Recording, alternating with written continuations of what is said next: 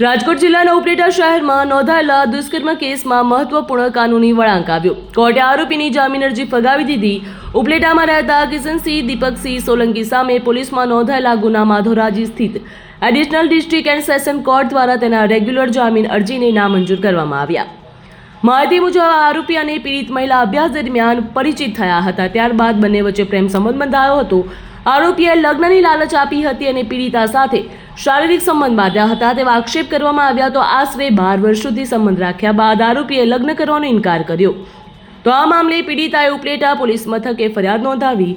ફરિયાદ નોંધાવ્યા બાદ ગણતરીની કલાકોમાં જ પોલીસે આરોપી કિશનસિંહ સોલંકીને ઝડપી પાડ્યો, જે પછી આરોપી તરફથી Dhoraji additional district and session કોર્ટમાં જામીન અરજી દાખલ કરવામાં આવી। જો કે કોર્ટ દ્વારા બંને પક્ષોની દલીલો સાંભળ્યા બાદ જામીન અરજી રદ કરવામાં આવી છે। બ્યુરો રિપોર્ટ, ખબર ગુજરાત લાઈવ।